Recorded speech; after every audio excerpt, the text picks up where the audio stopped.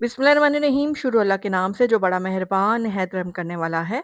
अस्सलाम वालेकुम, welcome to my kitchen. आज मैं आपके साथ शेयर करने जा रही हूँ एक निहायत मज़ेदार, खस्ता और लच्छेदार बेसन का पराठा। देखिए ये ऊपर से कितना खूबसूरत खस्ता और लेयर से भरपूर बना है, जबकि अंदर से इतना नरम और सॉफ्ट है कि हर निवाला मज़ा दुबाला कर देगा। इस वीडियो में इसके साथ एक खास किस्म की मज़ेदार चटनी की रेसिपी भी शेयर करूँगी जो इस पराठे का जायका कई गुना बढ़ा देगी। तो मैं आपको नज़दीक से ये दिखाती हूँ, ये देखिए कितनी अच्छी सी इसकी लेयर्स बनी है और ऊपर से ये बहुत खस्ता है और अंदर से बहुत सॉफ्ट है और बहुत ही मज़ेदार है।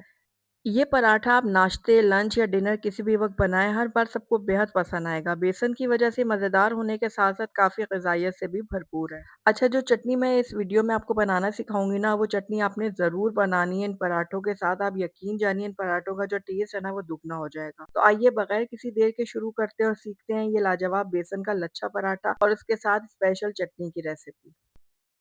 तो बिस्मिल्लाहिर्रहमानिर्रहीम बेसन का खस्ता पराठा बनाने के लिए हम यहाँ पर उसके लिए आटा गूँनेंगे। उसके लिए एक बड़ा बर्तन ले लिया है मैंने। उसके अंदर मैं डाल दूँगी 2 कप गेहूँ का आटा।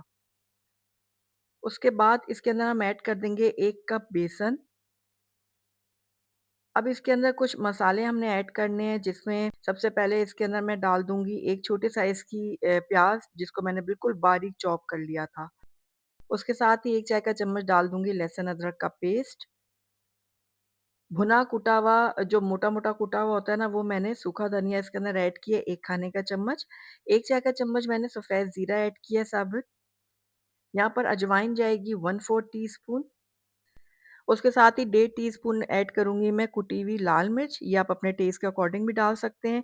1 चाय का चम्मच मैंने इसके अंदर नमक भी ऐड कर दिया, ये भी आप अपने टेस्ट के अकॉर्डिंग डाल लीजिएगा। और 1 चाय का चम्मच इसके अंदर मैं ऐड कर रही हूँ कसूरी मेथी, इसको हम हाथों में अच्छी तरह से रगड़ के डालेंगे। बहुत ही अच्छी खुशबू और फ्लेवर आएगा इसकी वजह से पराठों में। हाफ टी स्पून इसके अंदर मैंने ऐड कर दी है हल्दी पाउडर और ये बारीक चॉप की हुई हरी मिर्चें मैंने डाली हैं, तकरीबन 3 बड़े साइज़ की थी, आप अपने टेस्ट के अकॉर्डिंग डाल सकते हैं।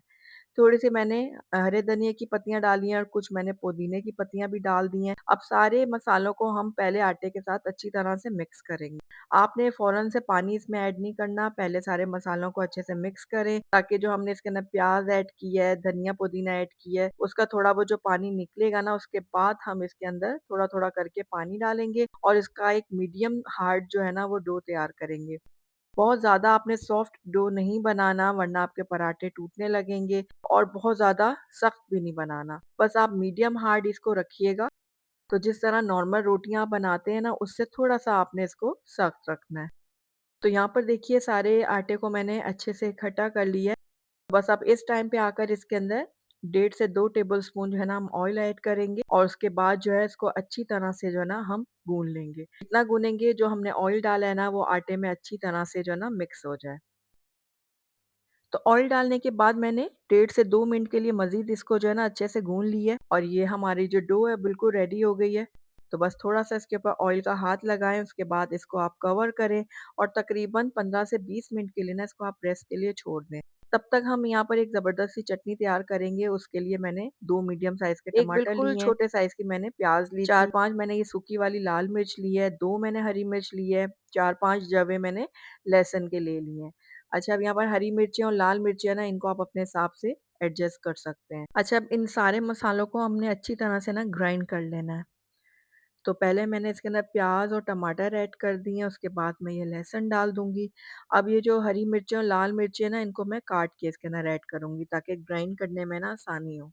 तो रेसिपी अगर आपको पसंद आ रही है तो इसको लाइक और शेयर ज़रूर कर दीजिएगा। चैनल में नए हैं तो इसको सब्सक्राइब भी कर दें ताकि मेरी हर नई आने वाली वीडियो की नोटिफ़िकेशन आप तक पहुँच सके। तो यहाँ पर हाफ़ टी स्पून मैंने लाल मिर्चों का पाउडर ऐड किया है, हाफ़ टी स्पून मैंने इसके अंदर कश्मीरी लाल मिर्चों का पाउडर ऐड किया है, थोड़ा-सा बिल्कुल पानी ऐड किया और अब सारी चीज़ों को हम अच्छी तरह से ग्राइंड कर लेंगे।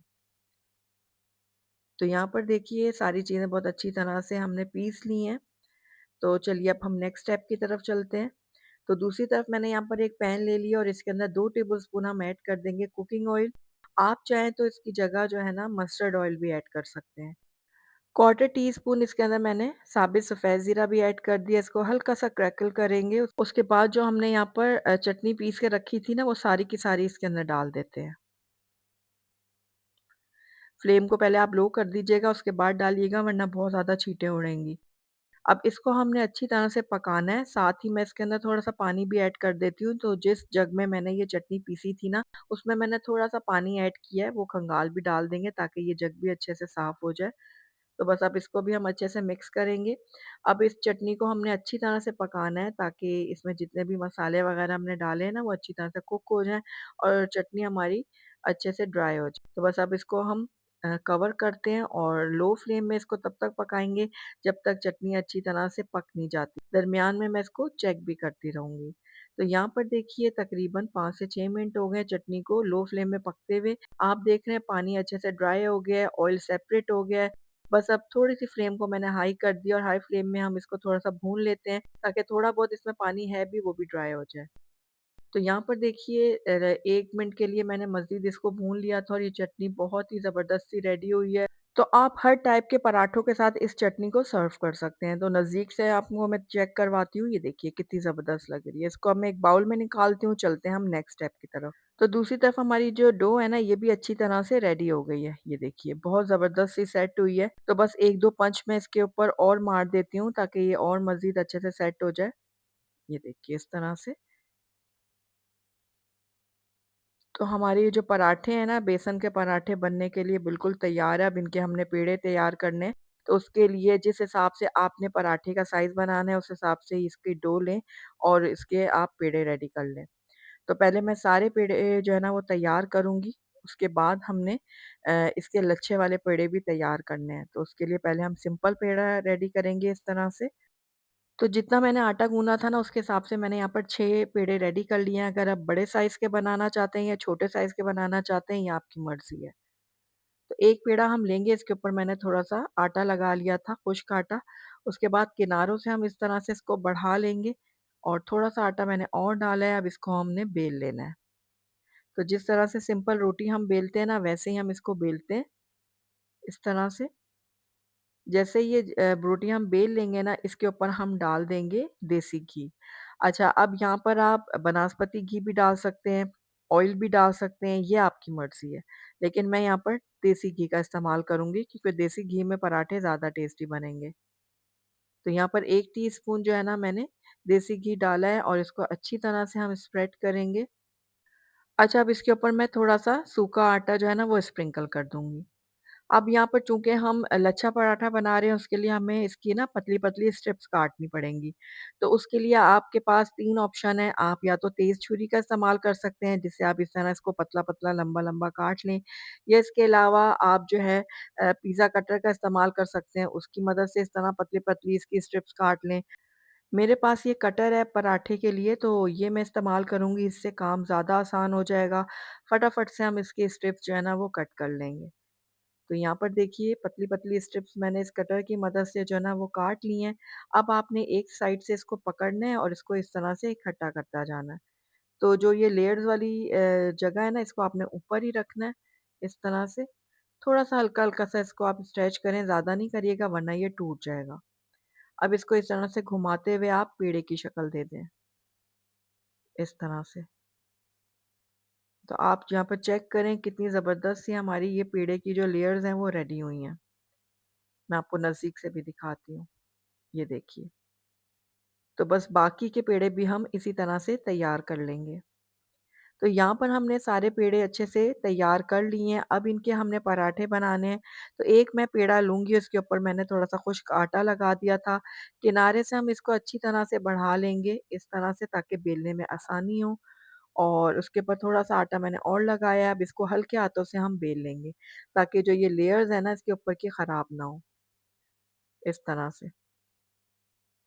तो यहाँ पर देखिए पराठे को मैंने अच्छे से बेल लिया है, अब ये पकने के लिए बिल्कुल तैयार है। तो चलिए इसको तवे की तरफ लेके चलते हैं। तो यहाँ पर तवा मैंने पहले से गरम होने के लिए रखा था, पराठे को हम डाल देंगे तवे के ऊपर। एक साइड से हम थोड़ा-सा इसको सीखने देंगे, उसके बाद इसकी साइड हम कर देंगे चेंज। दूसरी साइड से भी हम इसको थोड़ा-सा सेकेंगे और उसके बाद इसके ऊपर लगाएँगे हम देसी घी। तो मैं आपको पहले भी बता चुकी हूँ, आप देसी घी के अलावा ऑयल या बनास्पति घी का भी इस्तेमाल कर सकते हैं, इसके अलावा बटर का भी इस्तेमाल किया जा सकता है। तो बस अब घी लगाने के बाद इसकी साइड चेंज करेंगे और उसके बाद इसको उलटते-पलटते हमने तब तक पकाना है, जब तक इसके ऊपर अच्छा-सा कलर नहीं आ जाता और ये दोनों साइड से अच्छे से क्रिस्पी नहीं हो जाता। तो बस ये देखिए इस तरह उलटते-पलटते मैंने इसको अच्छे से जो है ना सेक लिया था और ये दोनों साइड से बहुत अच्छे से क्रिस्पी भी हो गया है। बस बाकी पराठों को भी मैं इसी तरह से तैयार कर लूँगी, उसके बाद आपको प्लेट आउट करके दिखाऊँगी। तो माशाल्लाह से देखिए इसकी फाइनल लुक ऊपर से बहुत ज़्यादा खस्ता बने हैं ये पराठे और अंदर से बहुत ही सॉफ्ट हैं। यकीन जानिए जो चटनी हमने इसके साथ तैयार की है उसके साथ तो इसका बहुत ही ज़बरदस्त सा कॉम्बो है। तो आपने ज़रूर ट्राई करना है, ट्राई करके मुझे बताना भी है कि मेरी आज की रेसिपी आपको कैसी लगी। अगर अच्छी लगी है तो इसको लाइक ज़रूर कीजिएगा और मेरी वीडियो को शुरू से एंड तक देखने का आपका बहुत-बहुत शुक्रिया। Thank you for watching. Allah हाफ़िज़।